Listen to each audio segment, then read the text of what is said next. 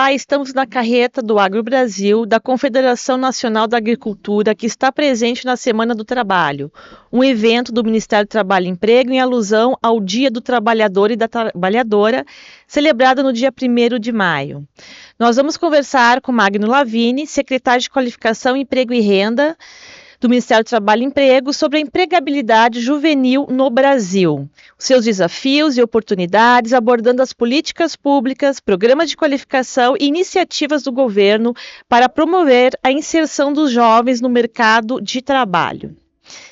Bom dia, Magno, tudo bom? Bom dia, Flávia, tudo bem? Tudo ótimo. O que o Ministério tem feito? Como é que está a questão da empregabilidade juvenil no Brasil? Acho que a primeira coisa é a gente analisar quais eram os dados do emprego da juventude no período passado, né? A gente tinha uma situação onde várias matérias da imprensa tratavam da história daquele jovem que nem estava trabalhando e que nem estava estudando. Então, quando nós assumimos o governo, nós passamos a entender isso como uma das metas a serem atingidas, que era melhorar a empregabilidade da juventude. Pra você ter uma ideia, os dados de empregabilidade da juventude brasileira demonstram que em torno de 25% dos jovens estavam desempregados no período passado e agora só tem 14,3% dos jovens desempregados. Então, um avanço significativo, um avanço gigantesco na empregabilidade desse público. Mais ainda, o desemprego entre a juventude ele é maior do que a média nacional.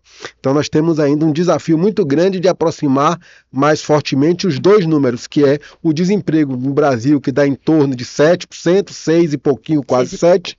Isso. Com os dados da juventude que está dando 14%. Então, nós temos um caminho a percorrer e esse caminho pode ser percorrido por várias ações e o governo tem trabalhado muito nisso.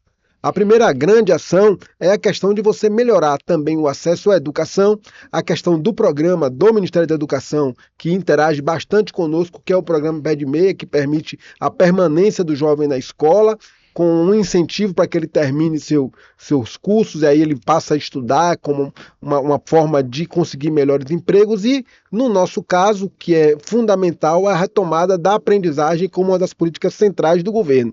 Mas tem outras ações também. Você tem que lembrar que nós recriamos a Secretaria Nacional de Juventude, tem um conselho, o Conjuves, tem todas as ações de trabalho da juventude e toda a mobilização que essa energia faz para que a juventude brasileira tenha mais caminho e perspectivas.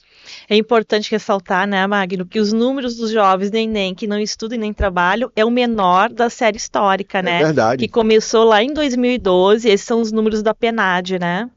Mas não nos deixa, Flávia, não estamos acomodar. Isso. Exatamente. Por quê? Porque nós temos que perseguir que o desemprego da juventude seja próximo ao desemprego geral da sociedade. A juventude, os jovens têm que ter a perspectiva de emprego decente, é uma coisa que a gente trabalha muito fortemente também, para que o jovem tenha acesso a trabalho, mas trabalho com dignidade. E isso é a aprendizagem. Você sabe que na política de aprendizagem, a legislação ela permitiria que o Brasil tivesse hoje 1 milhão de jovens aprendizes. Nós estamos falando hoje em torno de 647 mil jovens aprendizes nesse momento com contratos vigentes. Só que a gente tem que trabalhar para perseguir esse número de 1 milhão de jovens aprendizes. E aí você diminuiria mais ainda o desemprego da juventude e diminuiria aumentando as possibilidades, porque a aprendizagem é uma coisa tão bonita que ela permite, e aqui os nossos amigos do agro sabem disso, que é a questão de você colocar o jovem trabalhando, mas com dignidade. Primeiro, ele tem salário mínimo hora. Ou seja, a quantidade de horas que ele estiver trabalhando vai ser dividida pelo salário mínimo. Tem recolhimento de direitos, Fundo de Garantia, INSS, todos os direitos reconhecidos. O jovem, paralelo ao trabalho, tem a questão do acompanhamento psicossocial. Ou seja, se tiver algum problema de encaminhamento, alguma solução nas questões psicológicas e psicossociais, tem um acompanhamento e tem também a qualificação que é dada pelas associações, pelas fundações que fazem o acompanhamento do aprendiz. Então você tem uma situação que ela é uma inserção soberana no mercado de trabalho e permite, todos os empresários sabem que quando você tem um jovem aprendiz, você sempre está formando o melhor trabalhador para a sua companhia, para a sua empresa. Aquele que começou na empresa, conhece a linguagem da empresa, sabe como é que funciona, sabe quais são os métodos, as metodologias, conhece a filosofia daquela organização, ele tende a ser um trabalhador com a produtividade mais alta e alguém muito compromissado com o cotidiano daquela instituição, daquela empresa que ele está trabalhando.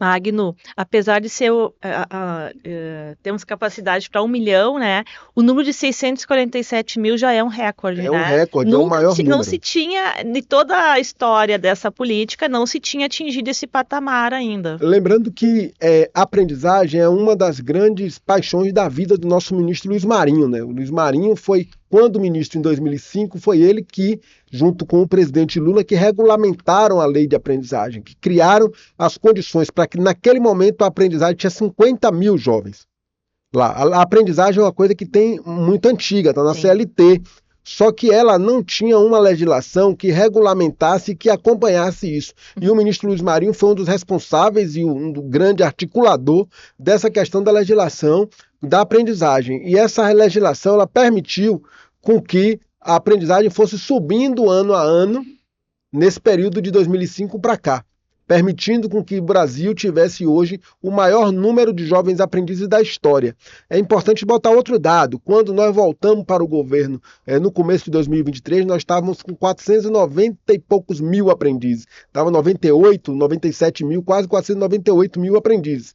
E esses números hoje atingem 647 mil praticamente aprendizes. Então você tem um crescimento significativo. Aí alguém pode perguntar, como é que atingiu isso? Tem dois fatores. O primeiro fator é a retomada da economia.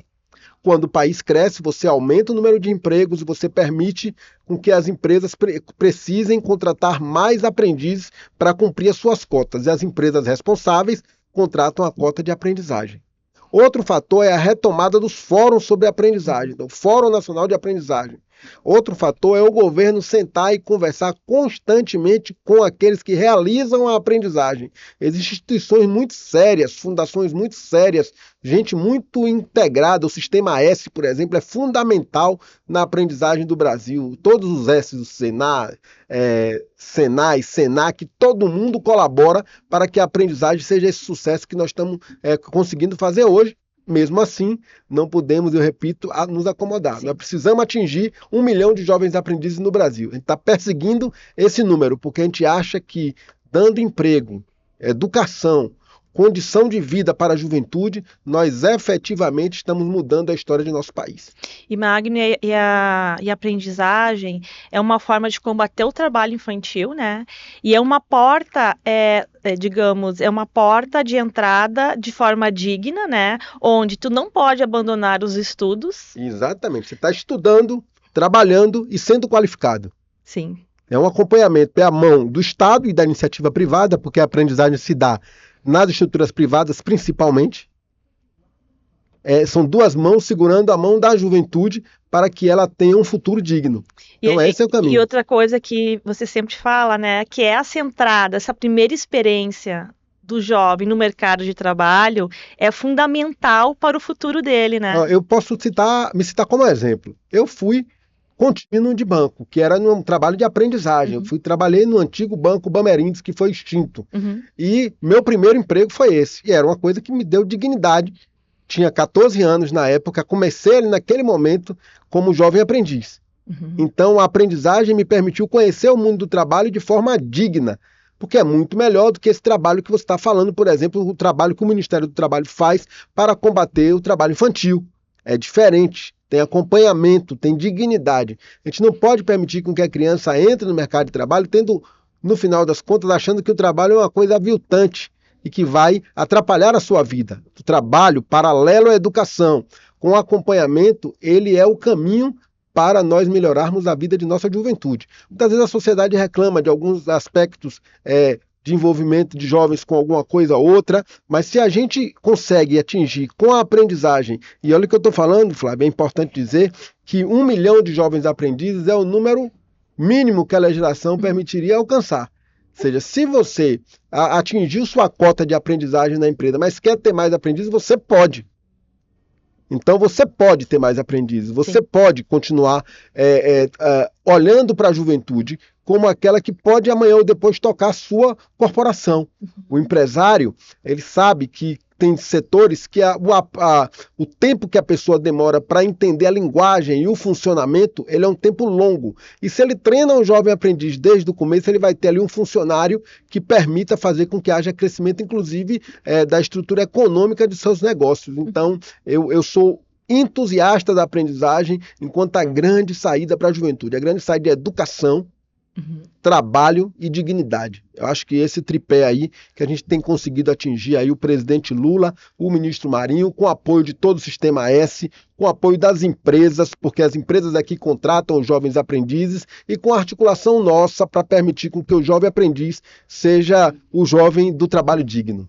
E tem também o Pacto pela Juventude, né? Que foi assinado entre o governo e diversas fundações. Aí eu ressalto, por exemplo, o papel da Fundação Roberto Marinho, a Fundação Banco Itaú, outras fundações gigantescas que acompanham o trabalho da aprendizagem, que são fundamentais para que a gente articule essa questão da aprendizagem. A gente acha que é um caminho de concertação social, porque muitas vezes as pessoas dizem assim, as coisas têm que ser rápidas. Não, nós temos que ir fazendo tudo acontecer, mas temos que ir conversando com os atores que participam do processo, porque isso vai permitir com que a aprendizagem se transforme e cada dia mais fortemente em uma ação de Estado, não é uma ação de governo. Muito embora o presidente Lula e o ministro Marinho tenham começado isso lá atrás, em nenhum momento isso foi descontinuado. Teve governos que trabalharam menos para a aprendizagem, mas conseguimos fazer com que passasse a existir uma política de Estado de aprendizagem.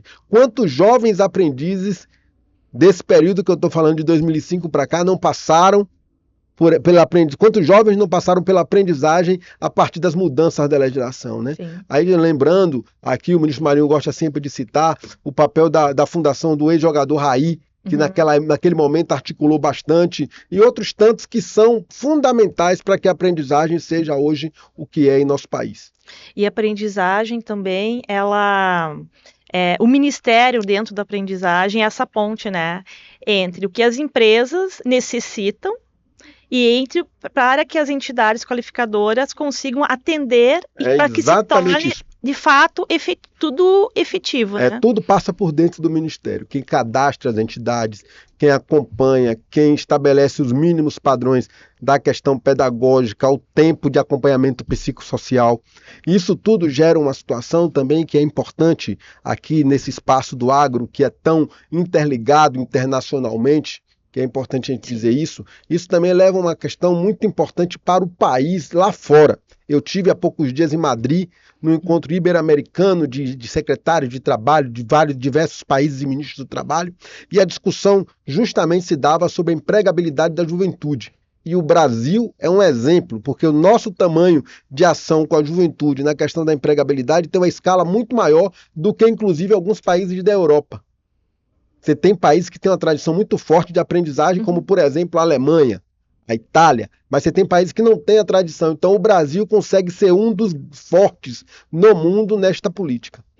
Magno, e para a juventude, nessa questão da empregabilidade, a Secretaria não tem só aprendizagem, né? Tem o programa Manual Quirino, que é focado na qualificação social e profissional de jovens entre 16 e 29 anos, né? Nosso público-alvo de qualificação profissional, ele é prioritariamente o público jovem. Atendemos outros públicos também, mas a gente foca a nossa ação no público jovem, para justamente permitir o que eu estou lhe dizendo, inserção soberana do jovem no mercado, no mundo do trabalho.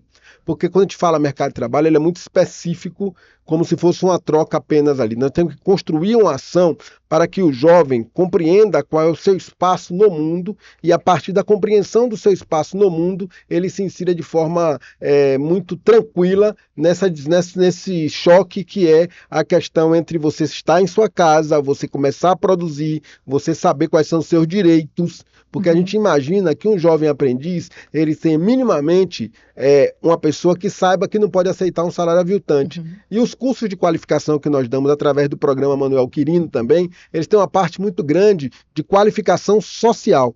E a qualificação social é justamente para permitir com que as pessoas compreendam qual é o seu papel, não apenas o aprender a fazer, mas por que estou fazendo. Então é essa a ação que a gente faz, e tem nossa ação também na Rede Cine, na questão da empregabilidade da juventude, porque a gente tem que imaginar quais são os cenários no jovem pós-aprendizagem. O jovem pós-aprendizagem, ele é de um nível de empregabilidade alto, porque é uma pessoa que passou por uma corporação, compreende a linguagem da responsabilidade. Nós também fazemos um trabalho muito grande na juventude com o Exército Brasileiro, na questão do soldado cidadão, que é outra ação de, inclusive, a Secretaria foi condecorada pelo Exército com relação à questão do nosso trabalho por conta do soldado cidadão, acompanhamento, o apoio que nós damos a essa instituição importante que é o Exército, para os jovens que lá estão servindo. Então são várias ações que a gente acredita muito, como diria Gonzaguinha, acredita na rapaziada. É isso, desse jeito que nós estamos tocando a política. Magno, nós estamos se encaminhando para o final. Tu tem mais alguma coisa que a gente deixou escapar, que a gente não citou aqui sobre a empregabilidade da juventude?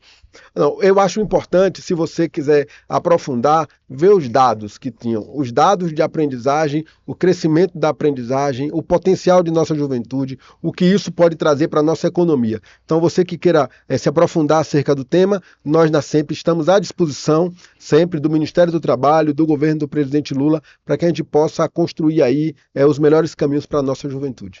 Então tá, obrigada, agradecemos a sua participação, do secretário de Qualificação, Emprego e Renda do Ministério do Trabalho, Magno Lavini, no nosso videocast com informações sobre empregabilidade juvenil na carreta do Agro Brasil, da Confederação Nacional da Agricultura, que está presente na Semana do Trabalho, um evento do Ministério do Trabalho e Emprego, em alusão ao Dia do Trabalhador e da Trabalhadora, celebrado em 1º de maio. Obrigada, Magno. Obrigado.